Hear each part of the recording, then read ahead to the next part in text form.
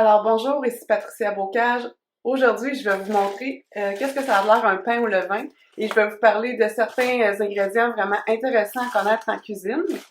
Alors, voici mon fameux pain au levain. J'ai été chanceuse, je l'ai pris en spécial en plus. Comme vous voyez, regardez, quand même que j'essaierai de l'écraser, ça marche pas. Lui, c'est un petit peu pire parce que c'est un pain de seigle. Le seigle, ça fait des pains vraiment plus costauds. Puis c'est bon de varier, de pas toujours prendre du blé. Alors, je vais vous montrer une tranche. Qu'est-ce que ça a l'air, la couleur? Ça, c'est une tranche de pain au levain. Puis, ça sent vraiment bon. Alors, je fais cuire ça. Ça prend aussi plus de temps à cuire qu'un pain ordinaire. Je dirais à peu près le double du temps du pain blanc. Juste pour vous dire la différence, c'est vraiment différent. Pendant que ça cuit, je vais vous présenter les ingrédients que je mets sur mon pain. Premièrement, du beurre d'amande. Je mets aussi parfois du beurre d'arachide ou du beurre de d'autres noix. Ce qui est important quand vous regardez les ingrédients, c'est qu'il n'y a pas d'huile de rajouter, pas de sel, pas de sucre. Ce qu'on veut, c'est juste la noix. Ici, c'est des amandes tout simplement qui sont broyées. C'est des amandes rôties ou non. Mais c'est l'ingrédient qu'on veut dans notre beurre de noix. On veut pas surtout pas d'huile de palme. C'est vraiment un produit très néfaste pour la santé, en plus d'être néfaste pour l'environnement.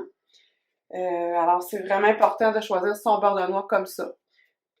Fait que moi, sur mon pain, j'étends mon beurre de noix directement. Bien sûr, je mets pas de beurre ou je mets pas de margarine. C'est pas nécessaire. Puis, au niveau du goût, on s'habitue. Ça m'a pas pris de temps à m'habituer. Puis, je vous dirais, j'en vois plus de différence maintenant. Un autre produit que je mets sur mon pain, ensuite, quand j'ai mis mon beurre de noix, je vais mettre la graine de chia. La graine de chia, on en entend beaucoup parler. C'est vraiment une graine super intéressante parce qu'elle est riche en oméga 3, elle est riche en protéines, elle est riche en fibres. Elle aussi, elle gonfle dans l'intestin, dans l'estomac en premier. Puis ce que ça fait, c'est que ça aide au niveau de la régularité, les gens qui souffrent de constipation. Fait que c'est vraiment un produit super intéressant. Parfois, je mets les deux. Des fois, vous allez voir mon pain tantôt, ça va avoir de l'air. Le cœur de chanvre, flocon de cœur de chanvre, je regarde, c'est pas écrit, là, mais c'est un réflexe. Je vais vous montrer. Là, il est au froid parce que j'en achète des grosses quantités. Puis, pour conserver la valeur des oméga 3, je le conserve au réfrigérateur. C'est pour ça qu'il est tout embué, là. Je sais pas si vous allez voir à quoi ça ressemble. Les beaux petits flocons. Puis, ce qui est particulier, surtout pour les gens qui s'entraînent, c'est un produit qui va réduire l'inflammation. Mais c'est surtout qu'il est riche en protéines, il est riche en bons gras, en oméga 3 aussi, encore plus que la graine de chia, puis il est aussi riche en protéines. Fait que c'est vraiment un aliment à consommer, à mettre, à intégrer. On peut en mettre dans nos salades, on peut en mettre un peu partout, mais il faut pas qu'il soit cuit. Même chose pour la graine de chia, sinon on perd les propriétés, on perd les oméga 3. On conserve les fibres, mais on veut quand même garder nos bons oméga 3, puisque la plupart des gens n'en ont pas assez dans leur alimentation.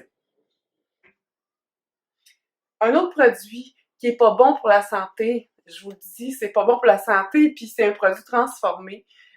Par contre, pour les gens qui aiment le fromage à la crème Philadelphia ou des trucs comme ça peut être quelque chose d'intéressant si vous voulez avoir un aliment qui est sans cruauté, puis qu'il n'y a pas de produits animaux dedans. Si vous êtes intolérant aux produits laitiers, c'est la même chose. Je vais vous le montrer de plus près. Ça, c'est ce que mon petit garçon de 4 ans adore manger sur son pain le matin. Bien sûr, il n'en mange pas tous les matins, mais c'est un petit quelque chose de différent qui est le fun des fois de rajouter, se faire un petit plaisir. Mais je vous dis, c'est pas santé, puis c'est très riche en calories. Alors, on n'en mange pas trop souvent. Alors, mon pain est prêt. Fait que je vais mettre le beurre d'amande dessus. Quand vous achetez pour la première fois un pot de beurre d'amande, vous allez voir, il y a souvent de l'huile sur le dessus. C'est tout à fait normal. Parce que ça veut dire que ça a reposé, aussitôt que ça fait plus qu'une semaine ou deux, l'huile remonte. Ce qu'il faut faire, c'est le brasser. Tout simplement, on le brasse, puis ça va bien. C'est pour ça que les industriels rajoutent de l'huile de palme, parce que l'huile de palme reste solide à la température ambiante. C'est aussi le fait qu'il y a il y a des gras saturés dans l'huile de palme, ce qui fait qu'elle n'est vraiment pas bonne pour la santé. Parce qu'imaginez, c'est solide à température de la pièce. Comment est-ce que ça se comporte dans vos artères? Ça colle aussi aux artères. Alors, c'est pour ça qu'il faut prendre un beurre de noix ou beurre d'arachide qui n'a pas d'huile de palme dedans.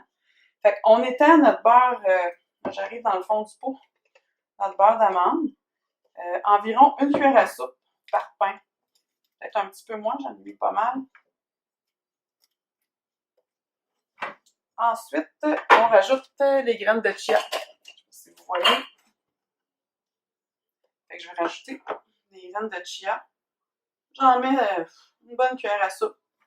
Ça dépend de la grosseur du pain. Là. Des fois, mais moi, j'aime ça en mettre beaucoup. Il y a des gens qui n'en mettent pas beaucoup, mais moi, j'aime ça en mettre beaucoup. J'aime ça.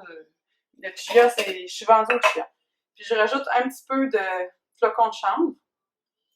Là, j'ai trop mis de chia, je peux pas en mettre beaucoup. Mais vous allez voir de quoi ça a l'air, ce bon pain-là.